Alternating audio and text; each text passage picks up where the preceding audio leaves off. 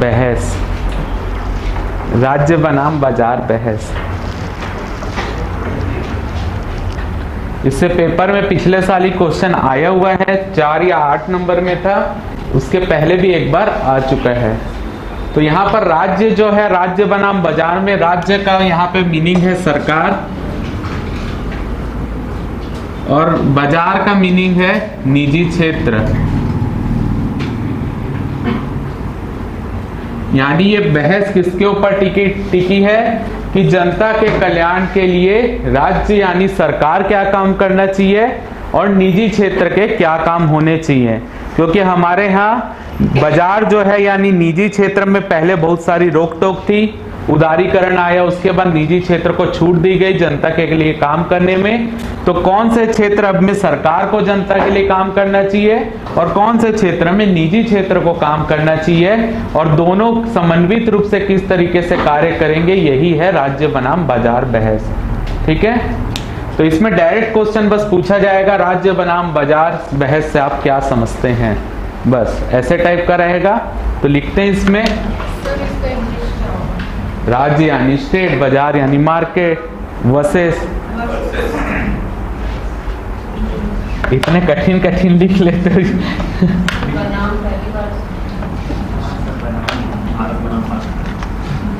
वाह, लिखो। लोक प्रशासन के क्षेत्र में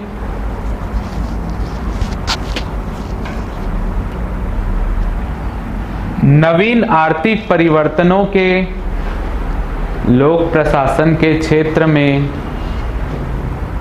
नवीन आर्थिक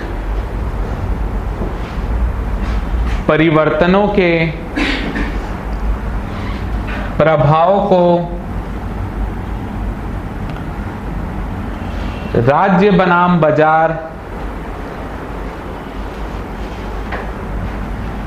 चर्चा के रूप में देखा जा सकता है।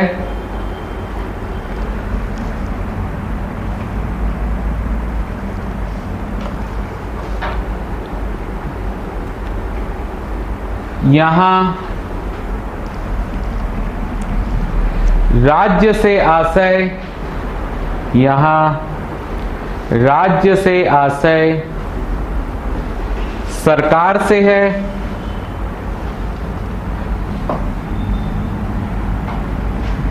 और बाजार से आशय निजी क्षेत्र से है। बाजार से आशय निजी क्षेत्र से है।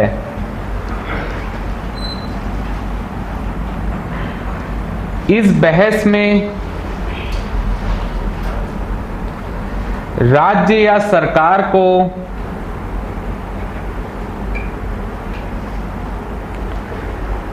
जनहित की प्रधान एजेंसी, जनहित की प्रधान एजेंसी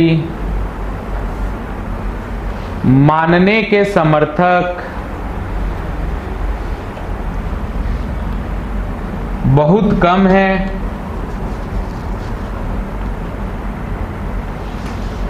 इसके विपरीत अधिकांश विद्वान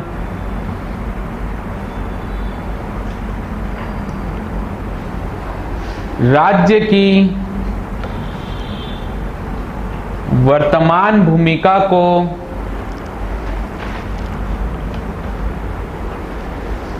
न्यूनतम कर देने, वर्तमान भूमिका को न्यूनतम कर देने पर बल देते हैं।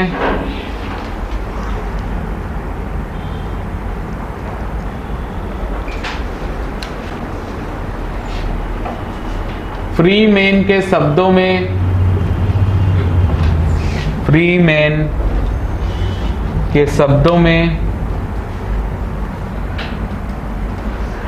सरकार वही अच्छी है, इन्वर्टेड कॉमा में है, सरकार वही अच्छी है जो सबसे कम शासन करती है।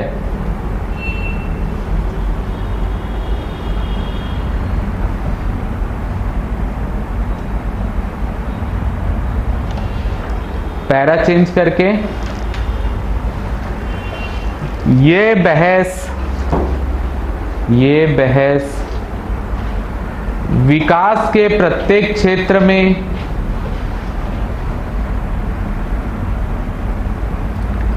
राज्य और निजी क्षेत्र की भूमिका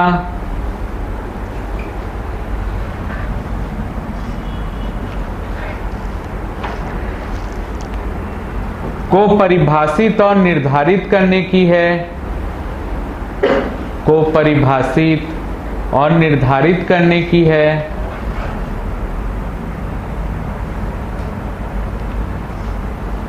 जो इस प्रकार है।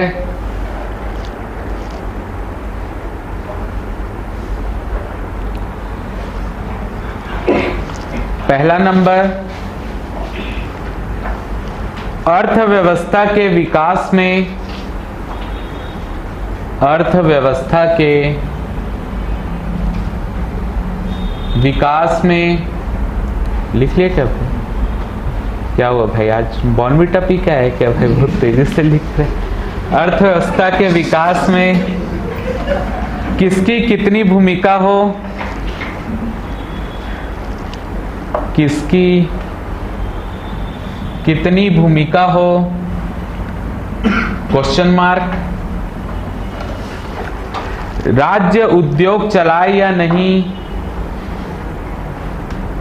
राज्य उद्योग चलाए या नहीं, क्वेश्चन मार्क। सेकंड पॉइंट, सामाजिक सेवाओं, सामाजिक सेवाओं जैसे शिक्षा,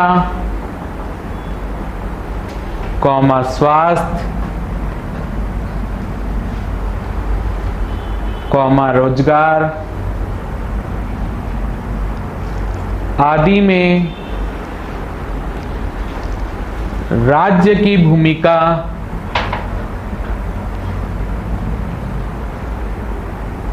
पूर्ववत बनी रहे,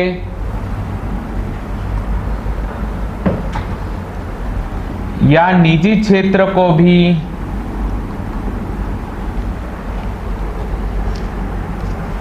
इसमें जिम्मेदारी तय हो,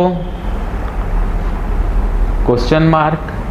यानी यहां पर अभी क्वेश्चन लिखे जा रहे हैं कि किस क्षेत्र में इनकी बहस होनी चाहिए, राज्य की और निजी क्षेत्र की। तीसरा नंबर, सरकारी कामों का किस सीमा तक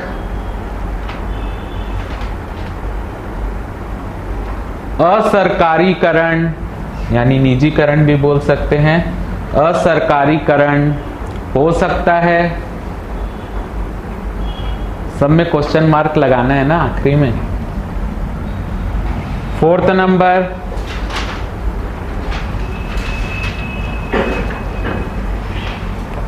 राज्य और बाजार के क्षेत्र, राज्य और बाजार के क्षेत्र निर्धारण में वंचित तबकों की स्थिति का ख्याल कैसे रखा जाएगा,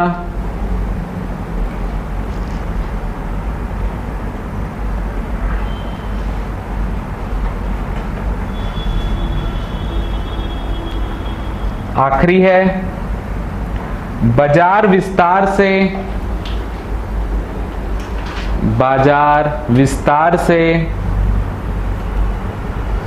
आम उपभोक्ता के हितों की सुरक्षा कैसे सुनिश्चित होगी।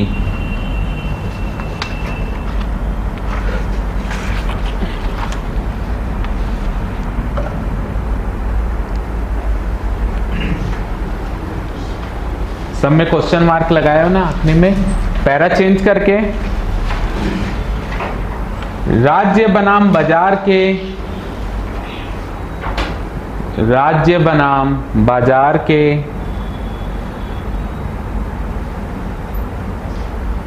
उपयुक्त संदर्भों से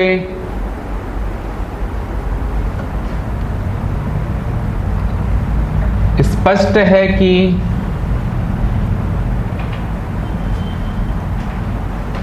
यह ना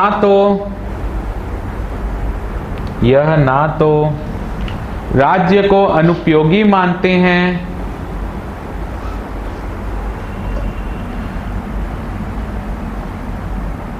और ना ही बाजार को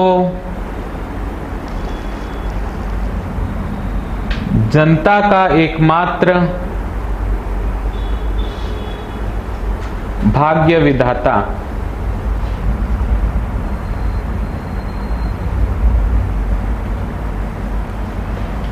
परंतु राज्य की असफलता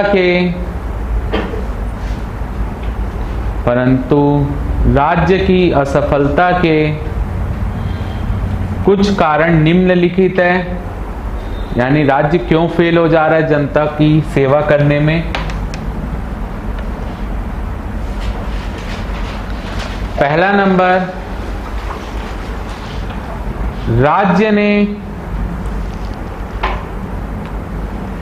अपने मूलभूत कार्यों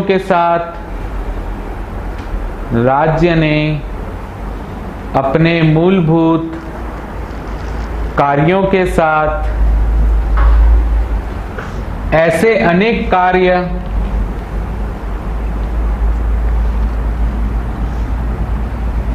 अपने हाथ में लिए हैं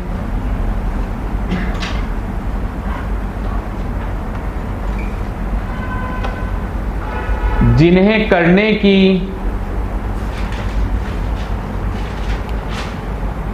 आवश्यक दक्षता एवं विशेषज्ञता सरकार के पास नहीं है,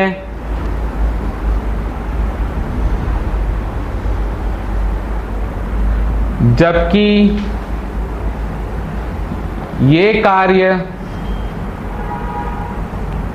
बाजार बेहतर तरीके से संपादित कर सकते हैं।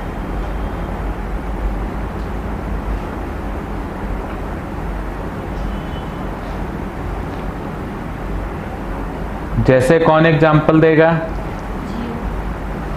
वाह, सीधा जियो में कूद गई हो।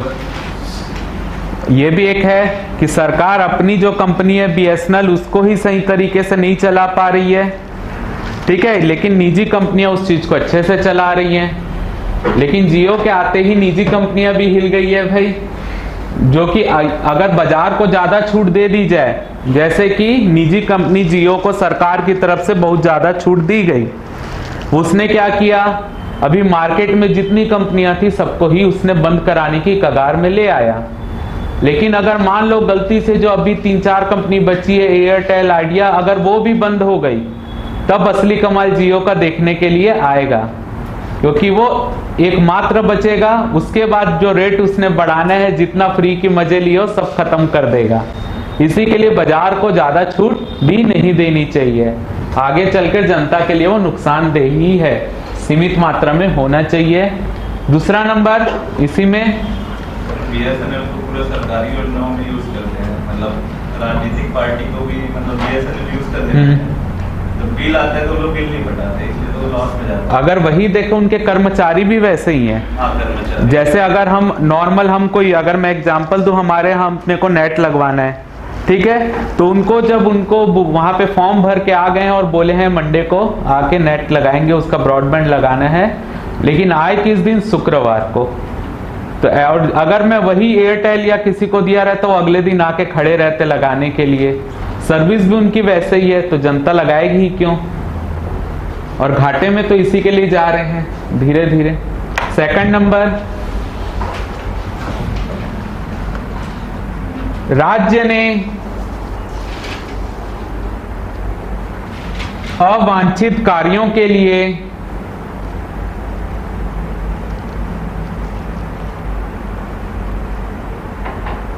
नौकरशाही का आकार बढ़ाया है।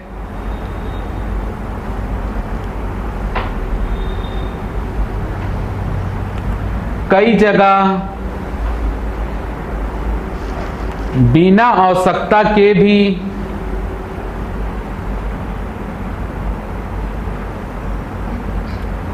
अधिक कार्मिकों की भर्ती हुई है।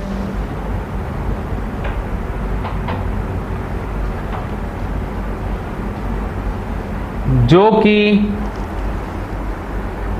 जनता के जेब पर ही बोझ डाल रही है।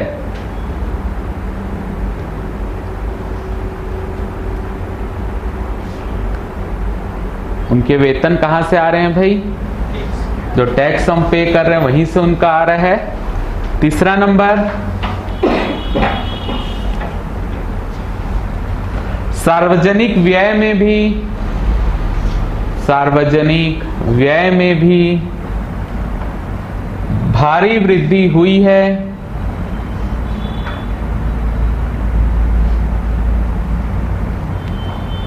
जिसके अनुपात में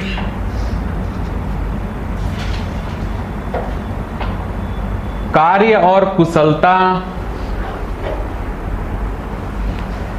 बढ़ने की बजाय और घटी है। यानी व्यय जिस तरीके से हो रहा है उस तरीके से उनको रिजल्ट अभी भी नहीं मिल रहा है, बल्कि और घट जा रहा है। फोर्थ नंबर, सरकारें लोक कल्याण के नाम पर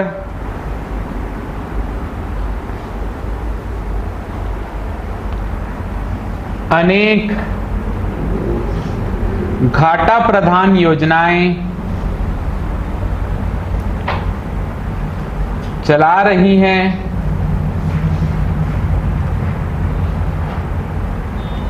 जिससे कि उनके बजट घाटे बढ़ गए हैं।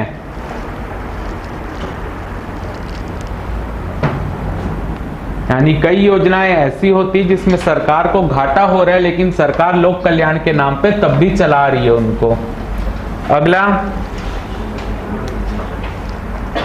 घाटे के बजट को पूरा करने के लिए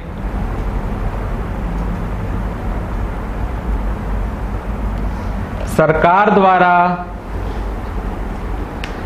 हीनार्थ प्रबंधन, क्या होता है ये?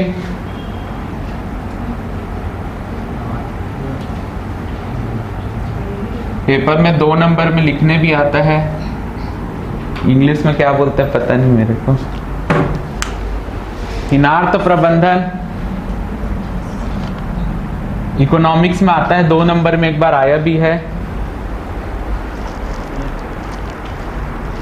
अरे भाई, जो सरकार जब अपने बजट घाटे को पूरा कर, उनके पास पैसा नहीं होता तो वो क्या करते हैं? ऋण लेते हैं कि नहीं? तो जो ऋण लेके बजट घाटे को पूरा किया जा रहा है वही है हीनार्थ प्रबंधन।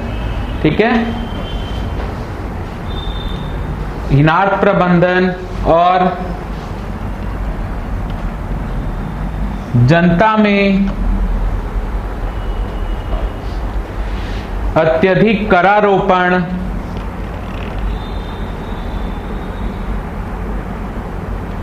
करती है।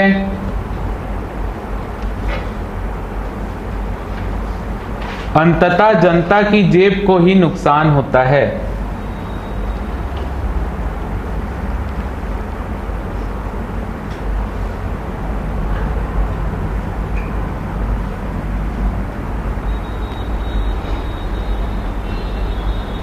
अगला पॉइंट, अनेक अतिरिक्त दायित्व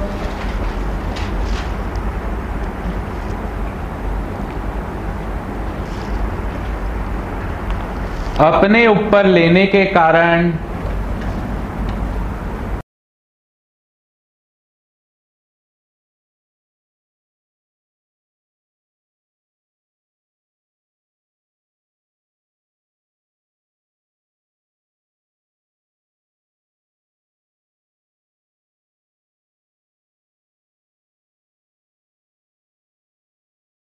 बाजार का भय के अंतर्गत पहला पॉइंट, उक्त बहस के मुद्दों में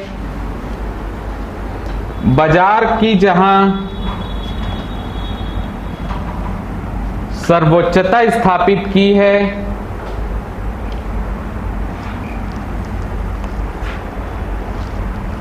वहीं बाजार के भय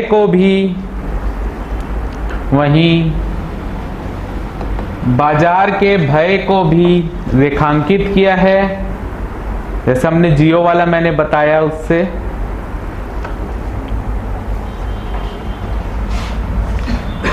अगर बाजार को ज्यादा छूट दी जाए, यदि बाजार को ज्यादा छूट दी जाए तो वह एकाधिकार स्थापित कर सकती है।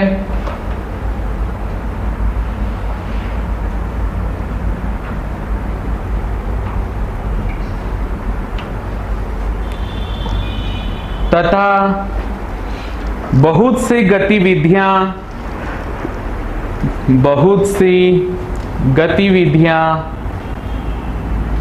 ऐसी होती है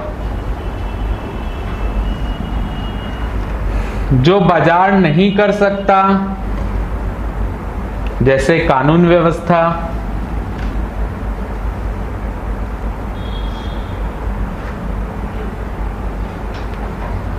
पैरा चेंज करके, बाजार सदैव ही प्रतिस्पर्धा से ग्रस्त रहता है। बाजार सदैव ही प्रतिस्पर्धा से ग्रस्त रहता है। अतएव यह जनता के लिए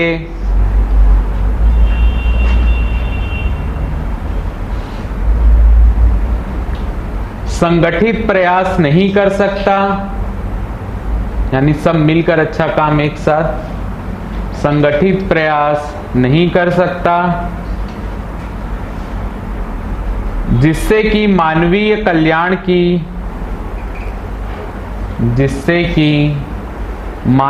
कल्याण की उपेक्षा हो सकती है।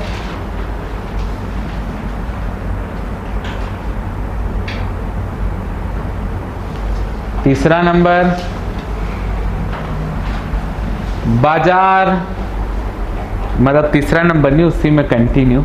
बाजार, भाई कॉपी झांकने लग गया था, नंबर तो मैं लिखा नहीं।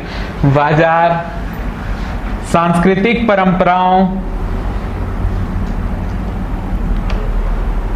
और रीति रिवाजों की उपेक्षा कर सकता है। अभी कौन सी कंपनी वाले में हो गया था भाई, कुछ ऐड वैड किया था तो होली वाला, हाँ सर्फ एक्सेल। वैसे उसमें कुछ गलत तो दिखाया नहीं था, जबरदस्ती उछाल देते हैं। उसी में कंटिन्यू पॉइंट, आपातकालीन परिस्थितियों में उपेक्षा कर सकता है।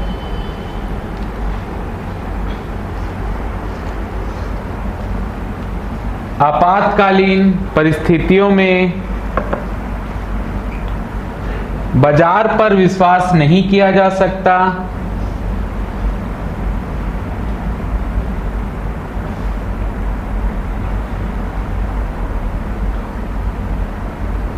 भारत जैसे विकासशील देश में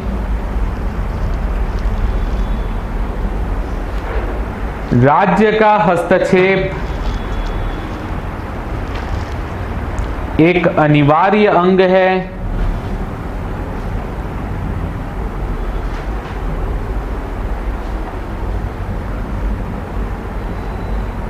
क्योंकि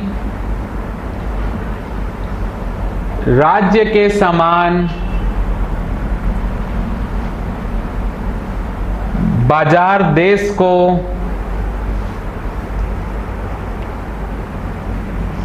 एकीकृत स्वरूप की यानी एक जैसी एकीकृत स्वरूप की सेवाएं नहीं दे सकता।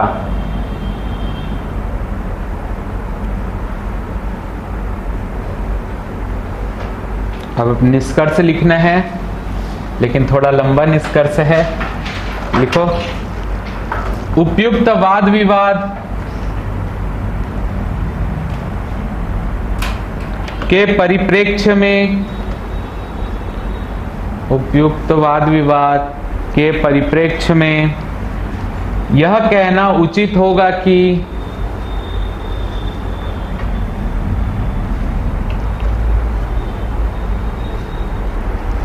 राज्य और बाजार दोनों की विकास में महत्वपूर्ण भूमिका है क्या भाई तेरे विकास में?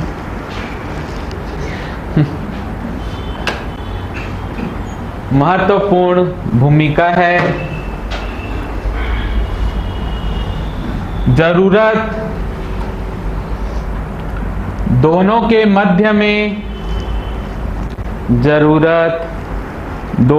मध्य में संतुलन स्थापित करना है।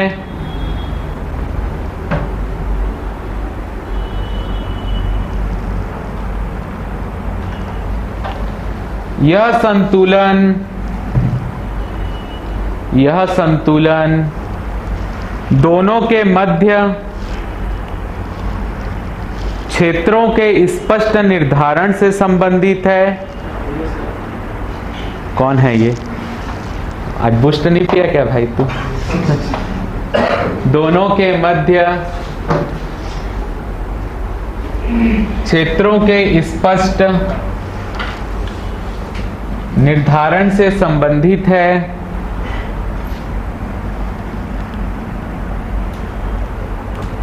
जब हम क्षेत्र निर्धारण करेंगे तो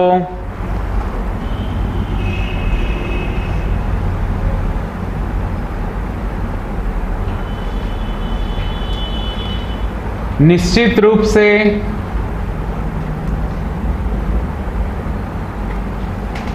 जनता के लिए यह अच्छा साबित होगा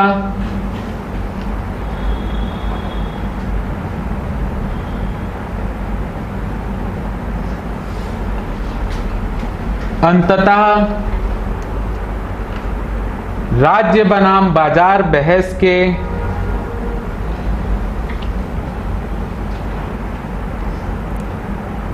निष्कर्ष निम्न है।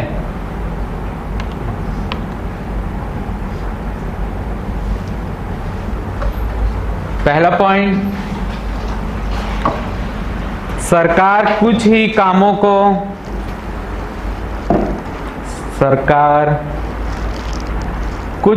कामों को अपने पास रखे।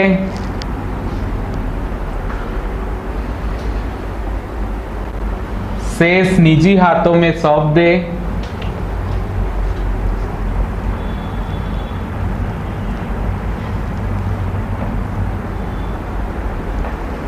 दूसरा नंबर, राज्य को अपनी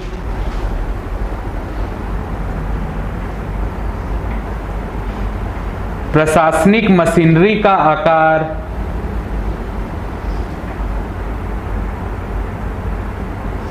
घटाना चाहिए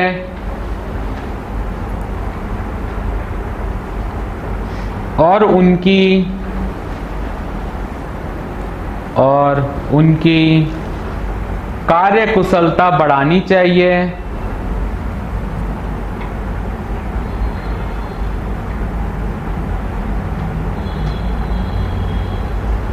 तीसरा पॉइंट,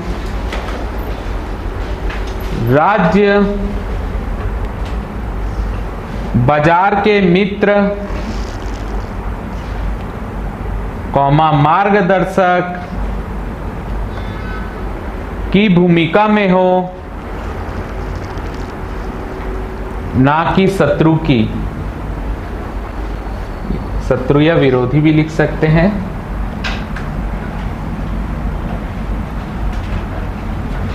अगला, राज्य बाजार के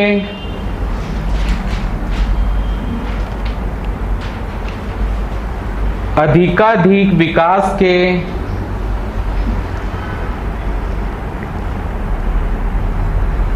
अनुरूप नीतियों का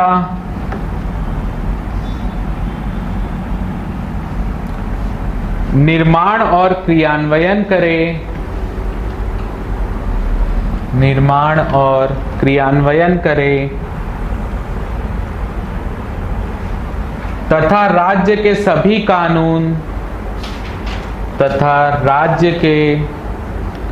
सभी कानून पूर्ण रूप से पारदर्शी और निष्पक्ष हो।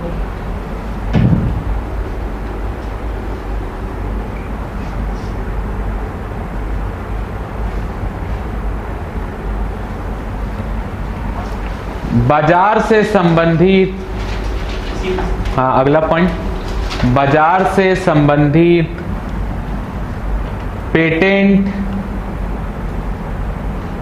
कॉमा कॉपीराइट,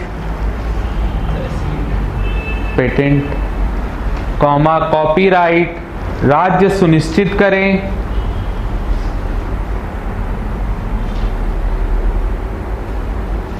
पेटेंट का मतलब समझ गए ना भाई।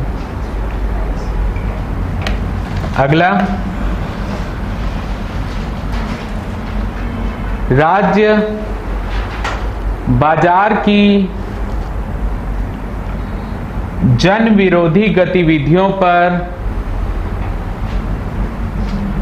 नियंत्रण रखे,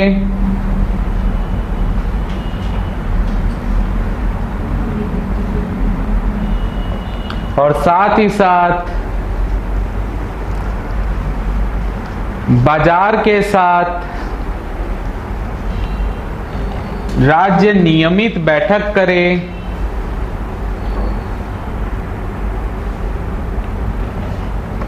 उनकी समस्या सुने और उनका निदान करे। और आखिरी पॉइंट,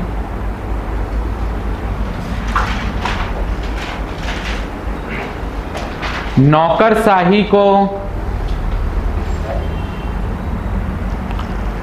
बाजार में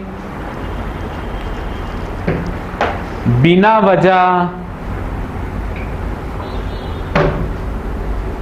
टांग अड़ाने की इजाजत ना हो।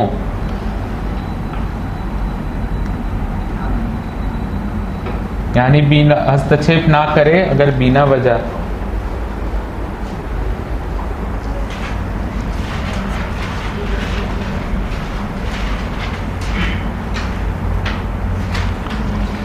और जिसको लिखना हो तो अंत में लिख देना, विश्व बैंक की रिपोर्ट के अनुसार लिखो, जिसको लिखना हो अंत में। विश्व बैंक की रिपोर्ट के अनुसार इनवर्टेड कॉमा में विकास के लिए राज्य और बाजार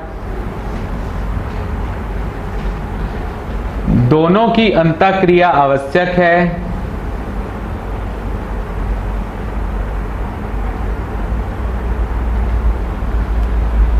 इसका आशय राज्य और बाजार की,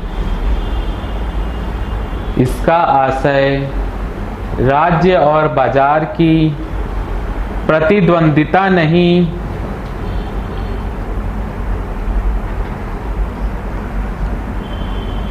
अपितु दोनों के मध्य सहयोग और समन्वय है।